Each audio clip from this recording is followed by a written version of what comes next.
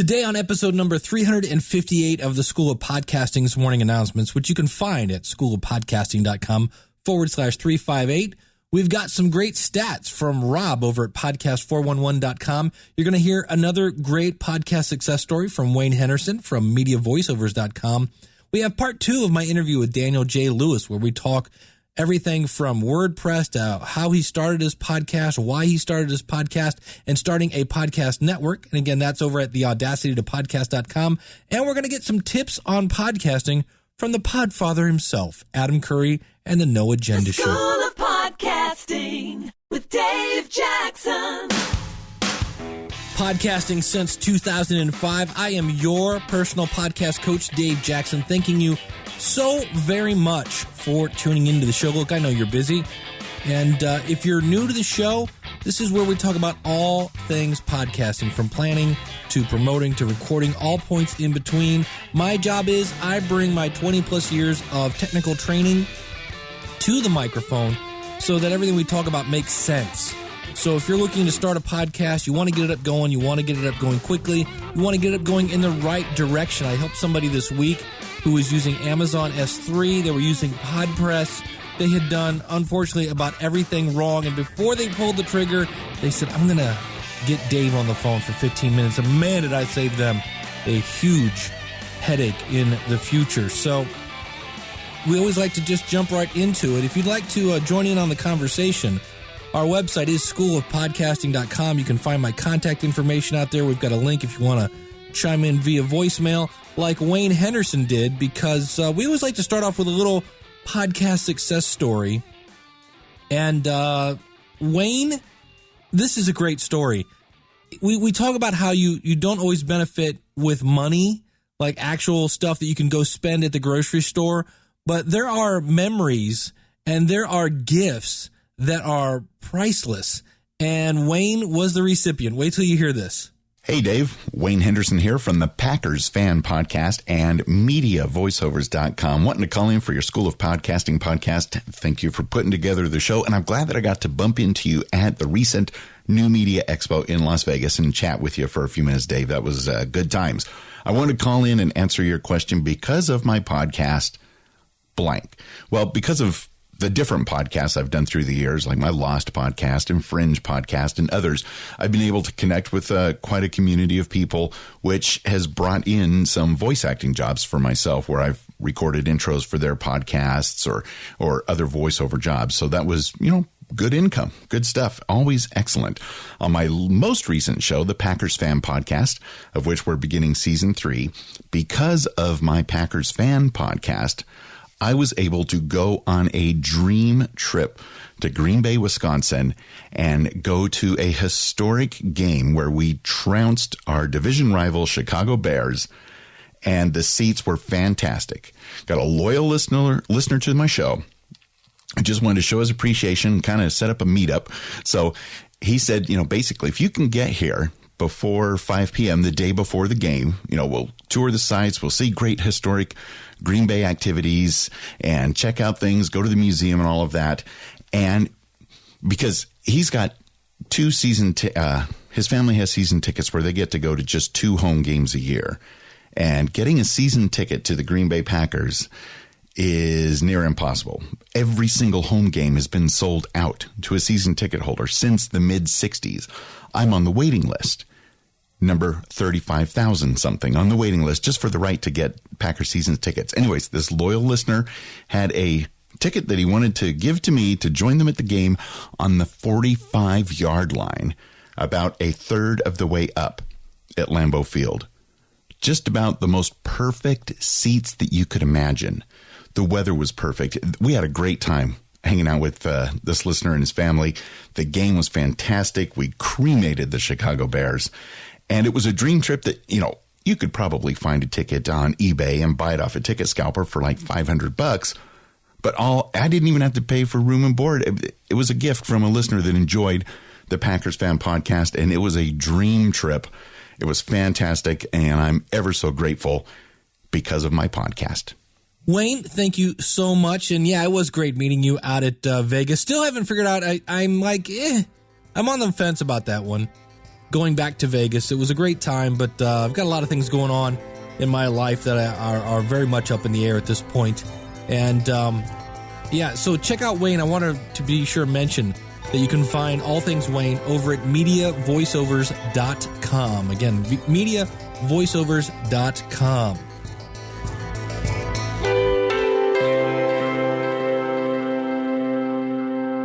Hey, way back in episode 351, which really wasn't that far ago, this was the episode talking about his opening Chit Chat Bad, and I interviewed Nick Suberling from Start Talking and Recording Today. You can find that out at schoolofpodcasting.com/351. And hopefully you know that Adam Curry and Dave Weiner are credited mainly with the invention of the technology that is known as podcasting. They basically created an enclosure that is used with an RSS, blah, blah, blah. And yes, it is Adam Curry, for those of you who remember from MTV fame. Very nice guy. I've met him before. And on his show, No Agenda, which he does with John C. Dvorak, you can find that at noagendashow.com. There's another example of, I'm sure they went for No Agenda, but it was probably taken, so they just tacked on show at the end of it. Phenomenal podcast. They get thousands of dollars every month in donations because they provide value. And on episode 517, they were talking about another podcast, and as we affectionately refer to Adam as the Podfather, he is the Podfather. I've heard a couple of people try to steal that term. No. There's one Podfather. It's Adam Curry, and here's what he has to say. Here's his tips on podcasting. Let me give you a little tip, people. Little tip of the from the Podfather here. When you have a podcast, get right into it. All right, don't do an opening theme song of 2 minutes. This is there's a couple I clipped that were I was going to use as the ridicule clip. It's not ridicule. It's an alternative. The alternative clip. But it was the theme song was like 5 minutes. Yeah, it's so stupid. It just goes on and on and on with these songs, you know, just blah blah blah. And there was another one. There's a podcast which I wanted to clip, which is it's another pagan podcast. You should check that out. And they have they play a full song of some sort illegally, I might add. Yeah, I'm sure. Whatever. It's okay. Yeah. They'll play some whole song, and then they yak amongst themselves about the song, and then who's not there this week, and then they start bitching about pagans. I mean, they start bitching about people who hate pagans. So my without a doubt, my hobby, my passion outside of this program is high frequency radio transceivers and antennas. I'm really into it. God knows why. There's something going on that I'm being pushed by the universe into this. So I go looking for podcasts because, I don't know, I had something to do with that. And it's like, this could be great because, you're not going to find this on NBC. Discovery Channel that doesn't have like a thing. Maybe a ridicule. So there's all these podcasts, Linux and the Ham Shack, Ham Nation, Ham Radio Today. And let me tell you something. They all suck, every single one of them. It's horrible. And people think that it's fun. It's not fun to listen to you talk bull crap about yourself for an hour before you get into what it's really about. What the point of your show is about. Unless you have a show that's about talking bull crap. Well, okay, then that's good. But get into it. And you might want to consider when you do it, get a chat room who can sit there and yell at you. As for as annoying as it is, it works. I think the chat room is valuable. It is. Even though I'm sorry I said that. Wow, hold on. Let me pick myself up off the floor. There you go. Adam Curry, the Podfather. Clip of the week is what we call that. And if you want to find out more great information, and instead of learning about, Kim Kardashian and Honey Boo Boo and all this other stupid stuff on TV, turn off the TV, turn on No Agenda Show at noagendashow.com. Next up, we have part 2 of my interview with Daniel J. Lewis from the award-winning podcast. If you missed last week's episode, I interviewed Daniel about his strategy, because Daniel won an award, a podcast award for technology. Not an easy category to win. And you can find that again at schoolofpodcasting.com. It was last week's episode. So again, if you just go to schoolofpodcasting.com and then add a /357, that'll take you right there. And so we talked about that last week.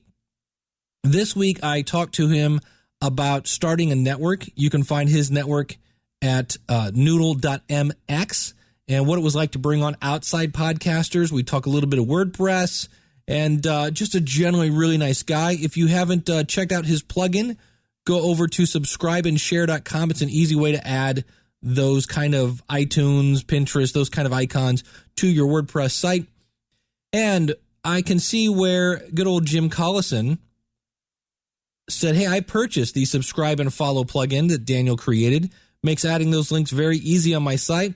It deployed and it's working well, worth every cent. You can see how I deployed it at theaverageguy.tv. Great podcast, Dave. Looking forward to hearing Daniel when he, quote, comes back from part 2. So there you go. Here is my interview with Daniel J. Lewis from theaudacitytopodcast.com. All right, joining me back again. We heard him last week from the Audacity to Podcast, as well as, is it learningaudacity.com? LearnAudacity.com. LearnAudacity.com and many other websites that we'll be talking about. My good buddy, Daniel J. Lewis, thanks for coming back on the show. Thank you, Dave. I had a lot of fun last week, and I'm looking forward to continuing the conversation today. Me too. The other thing I wanted to talk to you about is you do have your network. That, of course, is over at noodle.mx, and you've got your shows over there. But recently, you brought on Eric, is it Jay Fisher? Yeah, Eric Fisher. Okay. I'm just going to put everybody's now going to have the middle initial J. Well, his Twitter handle has his middle initial. Okay. Yeah. So Ray J. Ortega, Cliff J. Ravenscraft. So one of the things that I wanted to ask you about is when you brought him on, it may not have been anything this major in terms of, stepping out and having a process, but were there anything that you had any kind of discussions with him in terms of setting things up so that in the event things take off, in terms of money or who does what or things like that? So if somebody's thinking of starting their own kind of podcast network and they want to bring their friends on, any insights into that process? Yeah, it is complicated, but I knew that this was a direction I wanted to go. Eric's podcast, Beyond the To-Do List, is actually the second podcast I've brought into the network that was hosted by someone else. The first one was actually Christian Meets World, but Beyond the To-Do List is the biggest one that I've brought into the network. And it's a mutually beneficial relationship. That's the key thing. Whenever you're looking at making an agreement with someone in podcasting or any kind of business, really, look to make it a mutually beneficial thing.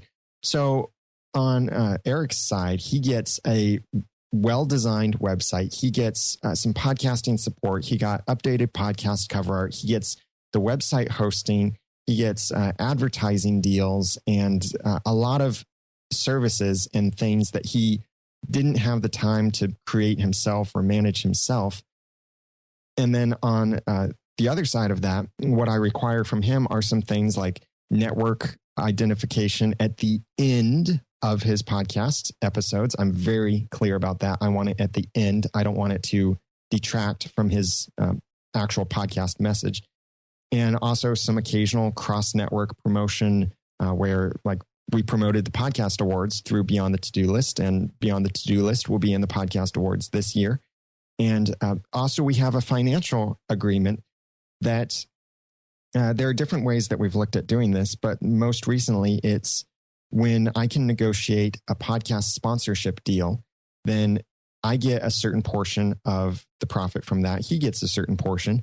And when he uses affiliate links inside the podcast, then I use PrettyLink Pro, which allows me to randomize where a particular link will go. So I might say, for example, theaudacitypodcast.com/Bluehost, and it might go to his affiliate link. Well, not for that domain, but right. This is just, for example, it might use his affiliate link or it might use my affiliate link based on a certain percentage and weight of this. So it'd just be random when people go there.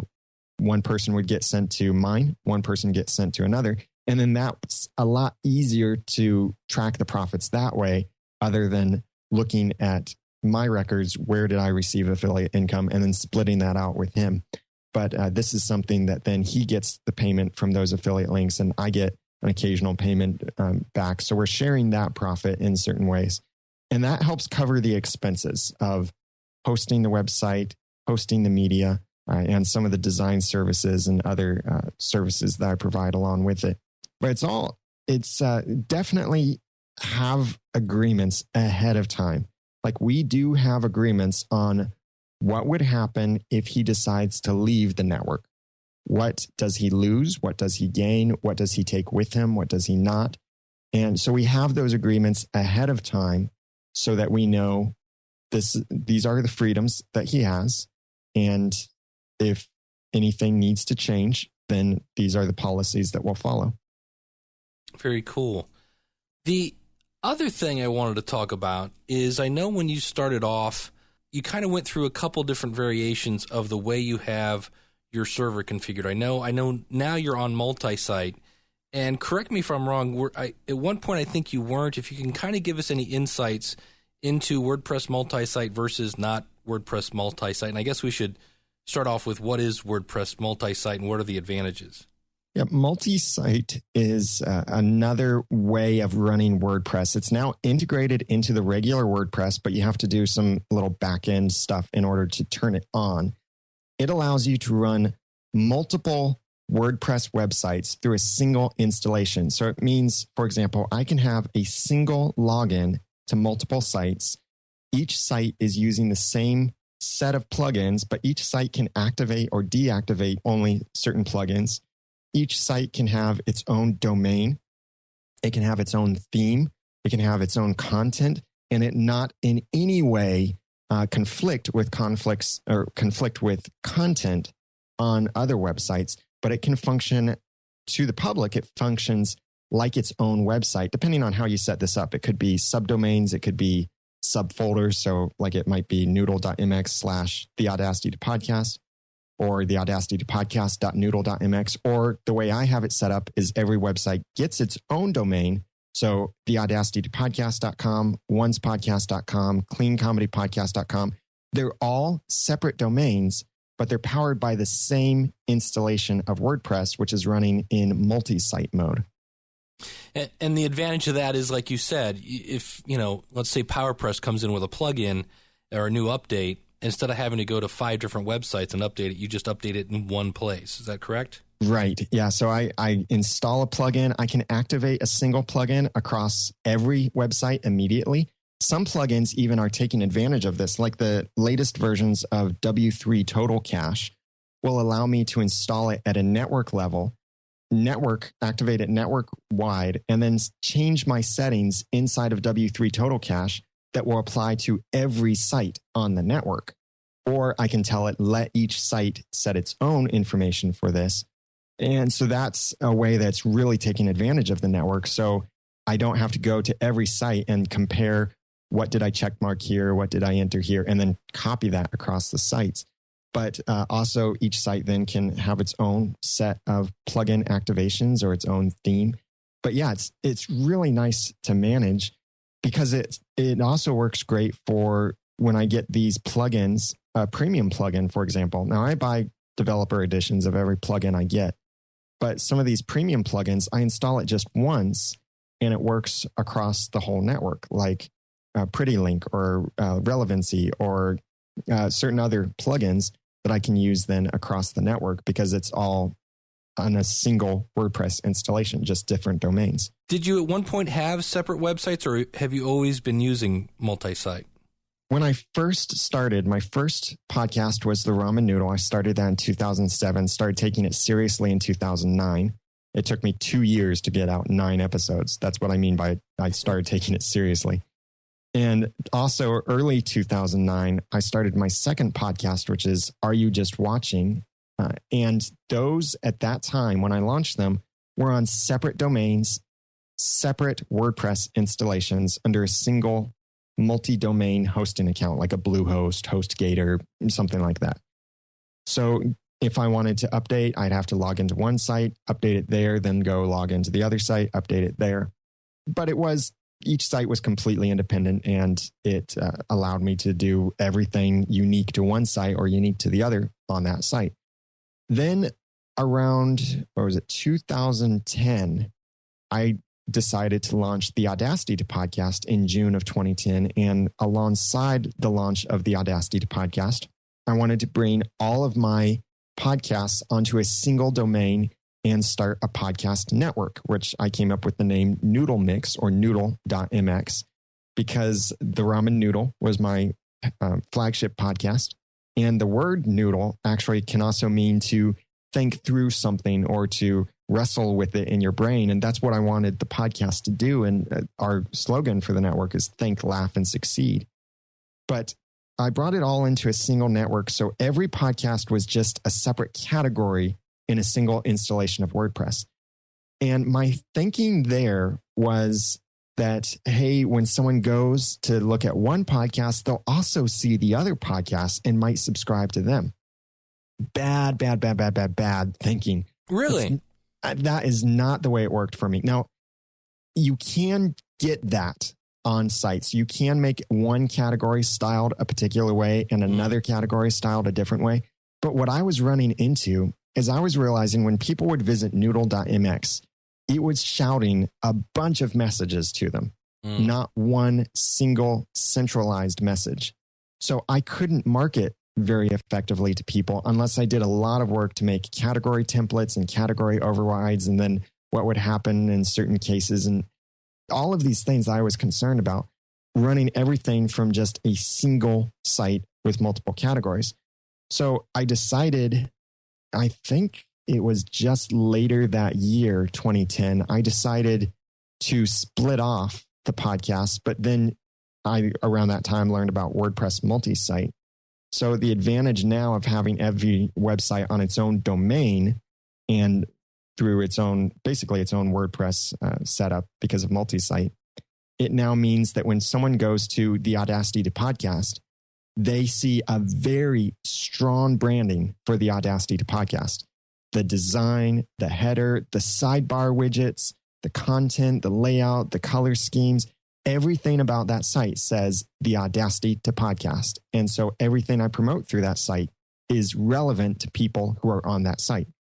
For Once Podcast, everything on that site is relevant to people interested in Once Upon a Time. So now every site contains content and information only relevant to the people who are visiting that site. But then I have the network bar across the top where it gives people the opportunity to check out what else is out there, in addition to some occasional cross promotion and cross linking that we do in show notes and sometimes in the sidebars where we direct people to say, if you enjoy this, you might also enjoy our other podcast over here.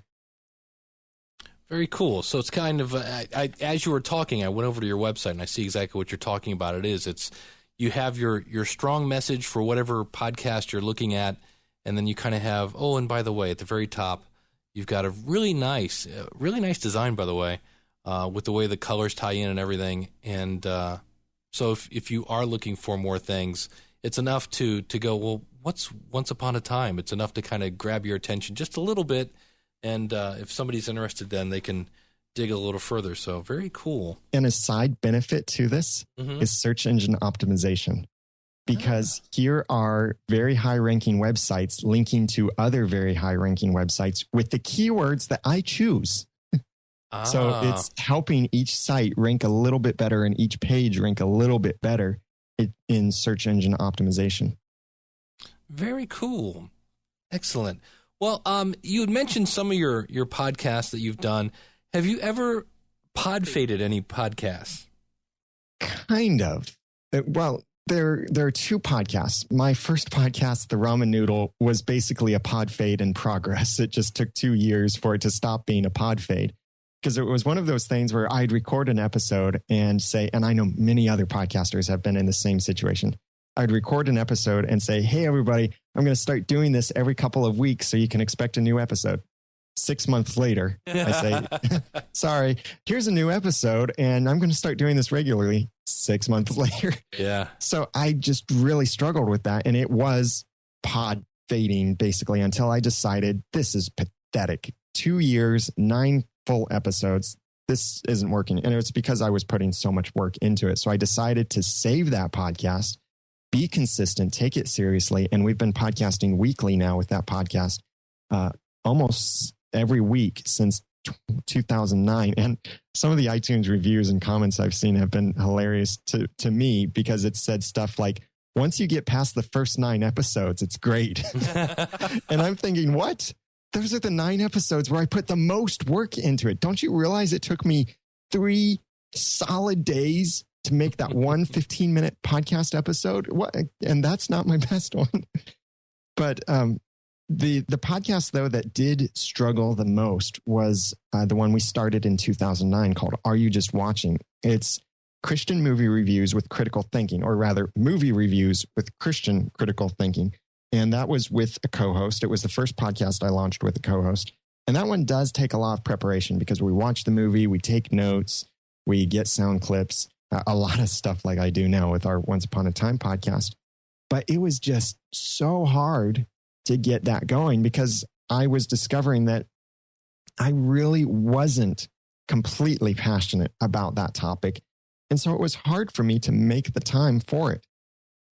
So what I decided to do eventually, around the same time that I was deciding to leave my full-time job and go into self-employment and entrepreneurship, I talked to my co-host, Eve Franklin, from areyoujustwatching.com. And I asked her, I explained the situation to her, and I said, you have always said that you didn't want to see this podcast dying. You've been hounding me, trying to get me to record episodes with this. But what do you think about you just taking it? And it will be your podcast. From now on, I will step out and it will be your podcast. You can post the episodes. I'll show you how to do it so you don't have to get my permission or get me to edit it or anything like that. And so that podcast was pod fading. I tried to resurrect it several times myself, just realized I could not give it the time it needed. But now I've given it over to her, and she's releasing an episode about once a month, which is great, though. And she's getting some dynamite content out there. Like, she just did a review of Iron Man 3, and she's really surprised me as a monologue podcast host, because our podcast was the first time she'd ever done a podcast.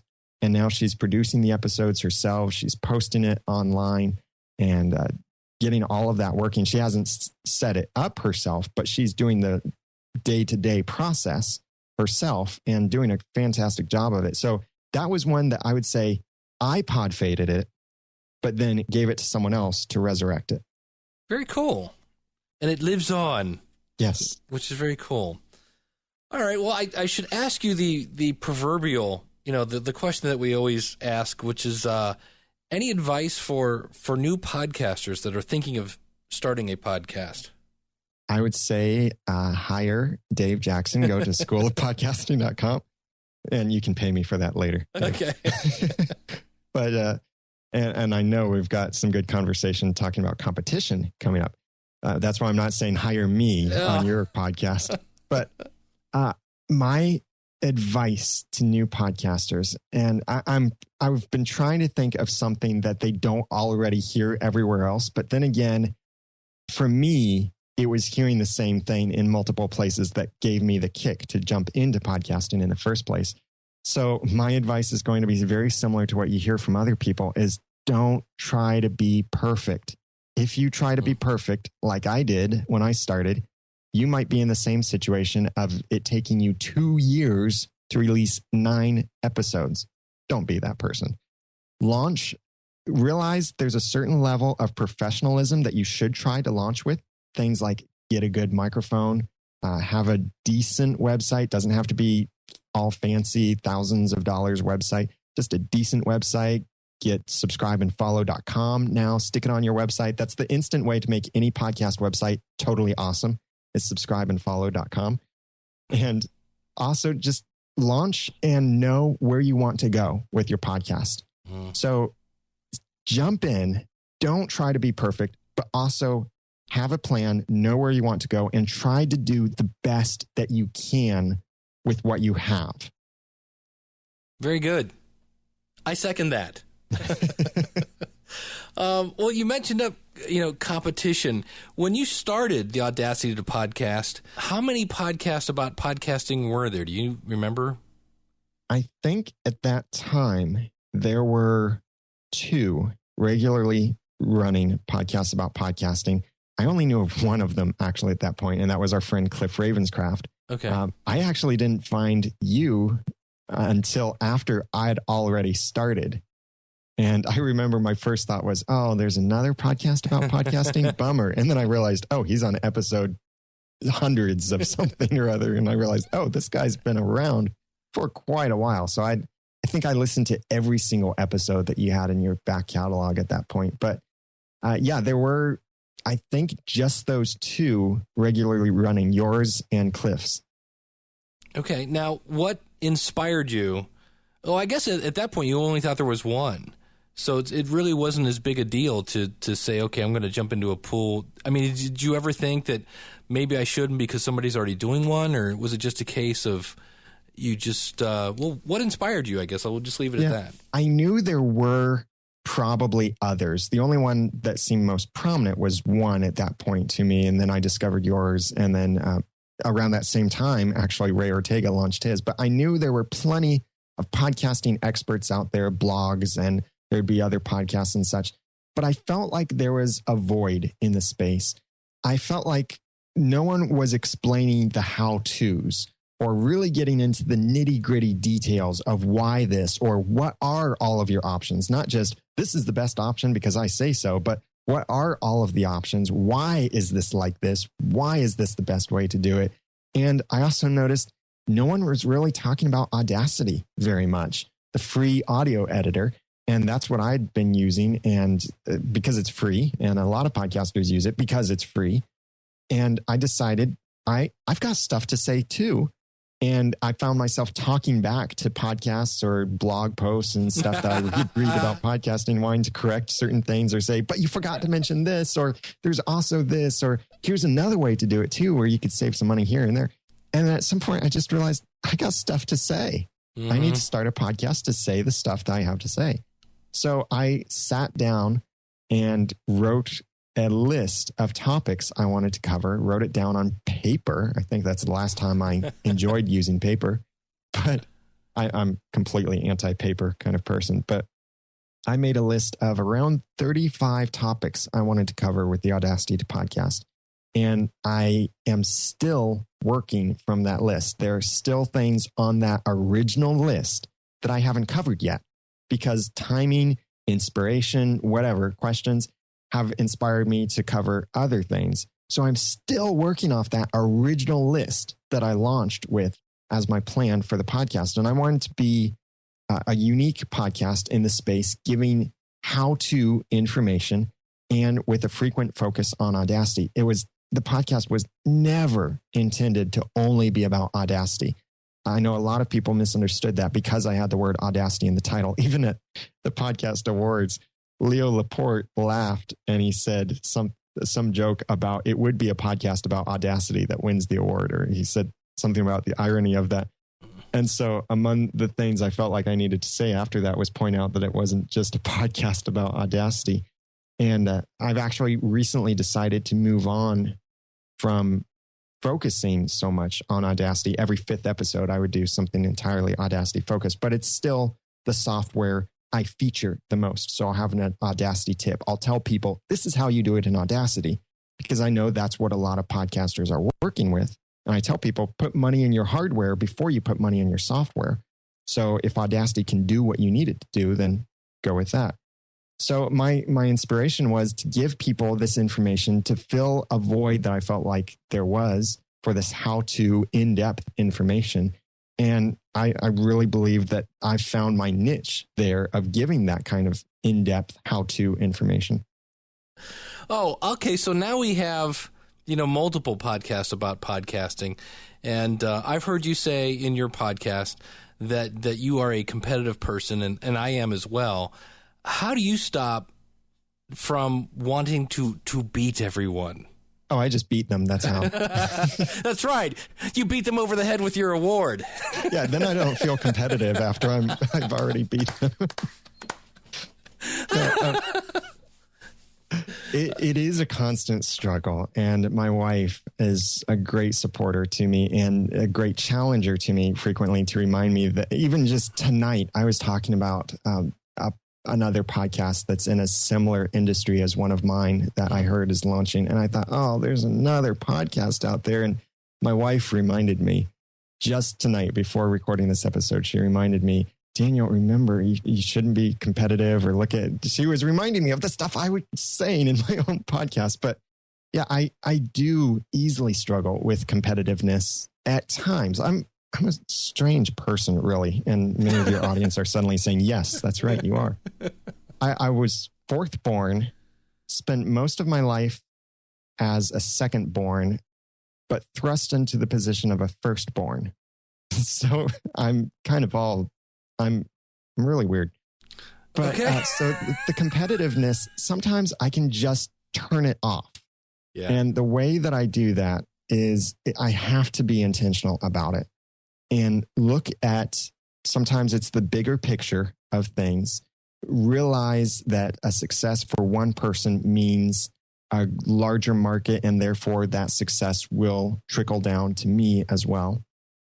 And sometimes it's really difficult when another podcaster in the same industry is being competitive against me. And then I feel like I need to be competitive against them sometimes. But I look at these things, and sometimes and I know I'm saying sometimes so much, but it's a choice to step up, stop being competitive, and instead look at the great things other people are doing and sometimes promote it, encourage community with them, and not look at it, don't treat it as competitiveness, but yeah, at the same time, not be naive and say, oh, we're not competition.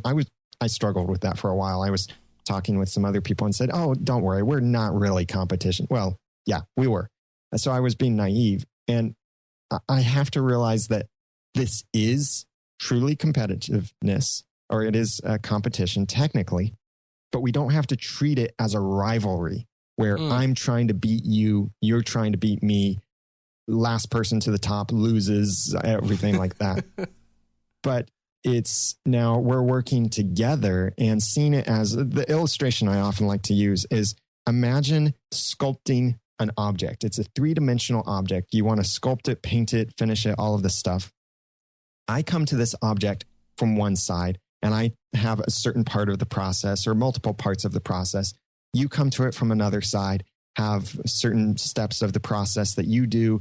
People come from different sides. Yes, there's sometimes overlap, but we're each approaching it from different angles. And because of that, we're ending up with a completed piece of art. That's what the topics are like in podcasting that we're podcasting about. Even though we're technically competition, and there might be the thing of, hey, I carved this ear better than you carved that ear on your side of the sculpture. There might be certain things like that, but still, if one of us wasn't there to carve that ear into the sculpture, then we'd have a really weird looking sculpture. So as podcast listeners out there, I think they get a better picture of a subject by the fact that there is competition out there, and that I cover something from a particular perspective. You cover something from a different perspective. Someone else covers from a different perspective. And it then gives them a bigger picture, and it presents them with more choice. The thing I would hate really to do is if there was only my podcast about podcasting and someone did not like me, which I know there are many people out there. Hi, listeners to Dave that don't like me.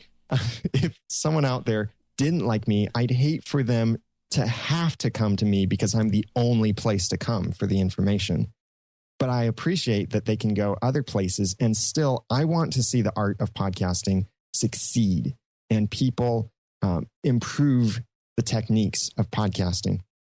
And so it's great to see them getting the information, and great to see other people like you or Ray Ortega or Cliff Ravenscraft succeed, because it also reminds me that, hey, I can succeed too, because I'm in a similar industry and we can work together, collaborate on some things like Podcasters Roundtable. So it's so often a choice. And when the other people don't want to play nicely, which I've had that happen several times before, it's just a choice to take the higher road, be the better man, whatever colloquialism or metaphor you want to use, but to be the person to not treat it as competition and still show more virtue and show more cooperation or community. Try to reach out and create a community instead of creating competition. There you go. Your response is your responsibility. Yes. I think is another great bumper sticker, I believe, somewhere. Something like that. What is one thing we don't know about Daniel J. Lewis that might surprise people? One thing you don't know. I've shared a lot in different podcasts. I'm going to say, I think I got one already, but that's all right. I'll go for two. Yeah, the being a music composer. Yeah, the piano thing. I'm like, I think I kind of already got that one now that I think about it. Another one is I am a black belt in martial arts. Really? I can kill you with my bare hands. So how about we go back to talking about competition? Okay, note to self, don't make Daniel mad. Stay away from his feet at the next pod camp. Yeah, I think that is... those are the main things I think would fascinate people to know about me. Excellent. Well, are you ready to just pimp, just go crazy and just pimp yourself just like nonstop? Because you do a lot of stuff. I mean, you have podcast cover art, anything else. You've got the new Audacity classes that are going on. So I give you the floor, sir. Pimp away. Yeah, I do a lot of stuff. The best places to go for my stuff, because I'm not going to overload everyone with a whole bunch of domains, but anything podcasting related that I do, like my plugin, my podcast cover art, my Audacity training, all of that you can find at theaudacitytopodcast.com. And when you're there, across the top of the website, you'll see a Noodle Mix bar, and that's where you can get to all of my other websites, my podcast sites, or go to noodle.mx. Follow me on Twitter at The Ramen Noodle. That's the name of my comedy podcast, and I still use that as my Twitter name because it makes everybody laugh when they see it. And you can check out my personal blog that I update with some marketing stuff, web design stuff. I update it maybe once a month, once a week, something, over at danieljlewis.net. And those are the main places. You can get to everything else I do from those 3 sites, or really 2 sites. And the one other thing I do besides the podcasting stuff, but my real passion is designing, creating things. And so in addition to podcast cover, I also design websites, company websites, personal websites. And you can check out my own websites are my portfolios, but also that goes back to danieljlewis.net. On my About page, I have a little portfolio there of some of my more recent website designs and designs I'm really proud of. That if you'd like to hire me to design a website, personal site, or big company site, I love doing that kind of thing. And of course, the WordPress plugin, subscribeandfollow.com. There you go. Go. Release the hounds. Everyone go over there now. And there you have my conversation with Daniel J. Lewis. Learned a lot of great stuff in there. Number one, look for ways, if you want to kind of network with somebody, come up with a win-win situation where they're going to win because they get blah, blah, blah, and you're going to win because you get blah, blah, and more blah. Very, very cool. We learned a great little tip on splitting. How do you have things be fair? He's using PrettyLink Pro for affiliate links, and then some of the times it goes to Eric's stuff, and sometimes it goes to his. That's a pretty cool little trick. And also, a great tip, I am guilty of this on a regular basis. I call it front page creep. And that's where you keep adding more and more and more stuff to your front page to where it just becomes this giant mess. And Daniel, of course, with his design background, said, you kind of got to figure out what you want people to do and give them one call to action, not multiple calls to action there. Very good information. And I love the fact that basically, why did he start a podcast? He had stuff to say. I was like, yeah, you know what? That's basically what it boils down to. And if you just can't, well, before I get to that, again, you can find Daniel over at noodle.mx, and his podcast about podcasting is at theaudacitytopodcast.com. And if you just can't get enough of Dave and Daniel. Check out episode number 13, where we throw in Ray Ortega from podcastersstudio.com and Max Flight, who does Airplane Geeks, but also does Podcasting Passion. My new buddy, Gary Fawcett from Kiwi Mana? I'm going to butcher his name. I'm sorry, Gary. Robert Chaz Chute from allthatchaz.com, 2 Z's with Fear Nasty. And Eric J. Fisher from Beyond the To-Do List. We mentioned him earlier. And all of us were on episode number 13 of the Podcasters Roundtable. You can find that over at podcastersroundtable.com. I'll put a link to it. You can actually watch it right now on YouTube, and which means it should be out in an audio format as well. We do that with a Google Hangout. And speaking of Google Hangouts, one more little transition here. If you are thinking of using a Google Hangout, there is this week on Weekly Web Tools, I am talking about a plugin that makes using Google Hangouts pretty easy, and you can find that over there. Are you the person in charge of your website? Then come check out the Weekly Web Tools podcast at weeklywebtools.com. Each week, we spotlight and review tools. We discuss strategies on web design and promotion. We talk a little SEO, all with the intent of enhancing your website. The Weekly Web Tools podcast. It's the podcast for the do-it-yourself webmaster. Check it out at weeklywebtools.com. One of the things I do as a podcast consultant is I'm always trying to keep up with everything that is changing in the world of technology, in the world of marketing, in the world of podcasting. And I'm very happy that my friend Rob Walsh from Libsyn Wizard Media, he's the VP of podcast relations over there, and he has resurrected Podcast 411, and he had this wonderful little tidbit about podcast stats at the end of that show. Check this out. It's a big shift from 2005 to now, and listen to this. To all the podcasters out there, the following are some numbers out of Libsyn. This is for downloads for the month of April across all the shows that are hosted on Libsyn. 53.12% of all downloads went directly to mobile devices. That's iOS, Android, BlackBerry, Windows Phone, and the like. The vast majority of those went to iOS and Android, of which there was a 4.4 to 1 ratio of downloads to iOS versus Android. 7.08% of mobile downloads was from or to, depending on your perspective, aggregator apps like Pocket Cast app or Instacast, Podkicker, iCaster, RSS Radio, Podtrapper, Downcast, and the like. By the way, when I talk to those aggregators, the guys that are making those apps, they pull their master list of shows from the public API from Apple for the iTunes podcast directory. So if you are in the iTunes podcast directory, chances are you are in the major aggregator apps out there. 7.51% of mobile downloads went directly to podcasters' own personal apps. So this means apps like the Podcast 411 app, or the Today in iOS app, or the WTF app with Mark Maron, or the Mac OS Ken app.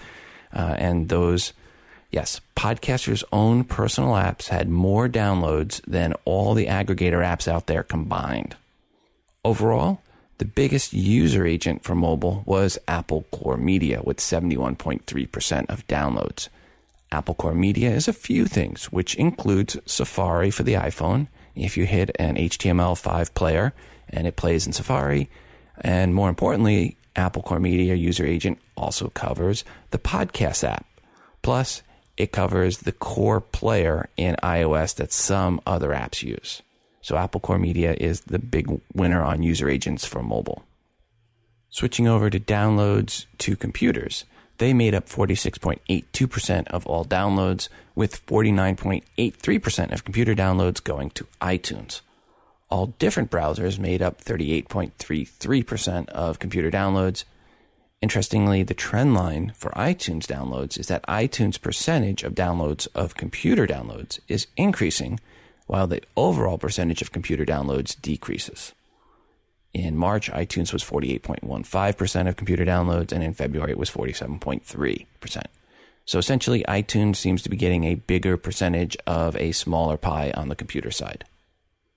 Set-top boxes represented 0.0% 0.06% of all downloads, which is the same as it was back in August of 2012 and the same as it was for the 2-year period between April of 2010 and April of 2012. So if nothing else, it is consistent. And folks, that was 0.06%, as in less than 0.1%. Mobile, on the other hand, really is where podcasting has been moving to. From April 2010 to April 2012, it averaged just 35% of downloads. By August of 2012, that number was up to 47%, and now it is over 53%. If you do not have your own app as a podcaster, you are definitely missing out on growing your audience. Having a standalone app makes it easy for your audience to consume your content and to also give you feedback.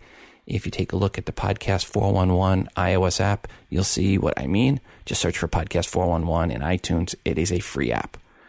There is a call the show option and email the show option in the contacts tab. Also, being in the app stores means your show might be discovered by people searching for your type of content, but never would have thought of listening to a podcast. So I can't state it strong enough. If you are really interested in growing your audience, you need to have your own app for your show. For example, the Podcast 411 app averaged about 100 downloads a month for the last couple of years, even though I haven't put out a new episode in the last couple of years. So people were just discovering it and downloading the app. So for all those that you downloaded the app and hadn't listened to the show before, thank you. And there you go. So if you want your own podcast app, you can get it. You have to have the $20 package at Libsyn.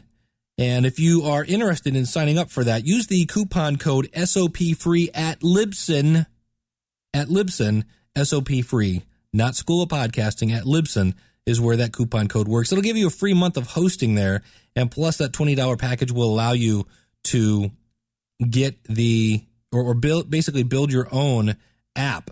And they are in kind of a beta version of if you want to give away your app for free, that is also in the mix now. And you can talk to Rob about that. And it's interesting the fact that this is why so many people are jumping back into podcasting. This is why people like Andrew Dice Clay, this is people like Chris Brogan and Paul Culligan, who kind of politely stepped away from podcasting for a while, are now stepping back in, because so many people now are using their phone almost like a little radio. If we go back to the 50s or the 60s, it's a receiver. And the beautiful thing is you get to dial in what you want to listen to. And there's no more syncing. There's none of this iTunes stuff. You just, when I'm out and about, I'm like, hey, cool, let's see what else is new. Okay, yeah, download that. And because almost every place I go has built-in Wi-Fi, I don't have to worry about my data package, because I'm downloading these over Wi-Fi, which doesn't go against my phone's package. So I'm constantly getting new material, and I listen to it in the car. And I can even listen to it on 2x speed if I'm listening to a podcast that, in the words of the Podfather, doesn't get to the point. So that is why podcasting is feeling a resurgence, is because it's getting easier and easier and easier to consume the content. And I just heard from Kevin Mulrine of the Yes podcast. It's about the band Yes. I'll put a link to that out in the show notes. That TuneIn, which is a kind of a new, it's been a streaming platform. It's a directory of streaming platforms. I know my School of Podcasting.fm radio station is on there. That's a streaming radio of just tips and stories of podcasting. You can find that at schoolofpodcasting.fm. And he's saying now you can actually get your podcast listed there. And we'll be talking about that in the future. But TuneIn is now getting added potentially to cars in the future. So we're going to see more and more services like Stitcher and now TuneIn. And I'm sure many other ones are going to start moving their way to the car. And I'm sure in 10 years, we're going to have all sorts of services that are going to deliver this great content that we make to people wherever they want it. It's going to make it easier and easier and easier. And you can find that, Kevin's podcast. It's a podcast about the band Yes at yesmusicpodcast.com. Voted one of the top 20 podcasts at the European Podcast Awards. Very, very cool.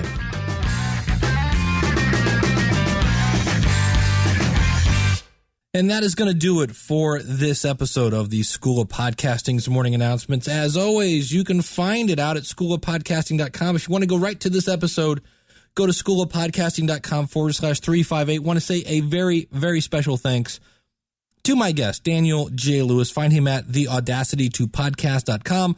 Find him at learnaudacity.com and many other things. His website is noodle.mx, where you can find all of his shows.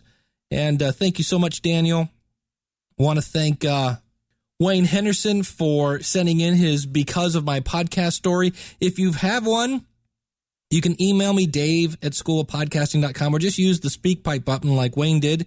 And you can find Wayne at mediavoiceovers.com. Want to thank you for listening and everybody chiming in. I deeply appreciate it. And if you're looking to start a podcast, I'm here to help you. Let me help you avoid the podcasting pitfalls. Let me help you get started. And let's make sure you're doing things right, because with podcasting becoming so hot right now, I'm telling you true, the snake oil salesmen are out, and they will take your money. They will hijack your feed. I don't know. I don't want to be a fear monger, but I'm just seeing it. And I would love to help you start a podcast in the right direction, one that you control everything from. So you can do that by going out to schoolofpodcasting.com and clicking on the Join Now button. Also, I do have a little gift for you for listening to the end of this. If you use the coupon code at theschoolofpodcasting.com, use the coupon code LISTENER, LISTENER. That'll get you right in with a little discount off that first month. So thank you so much for tuning in, and we'll see you again real soon with another episode of the School of Podcasting's morning announcements. Thank you so much, and God bless.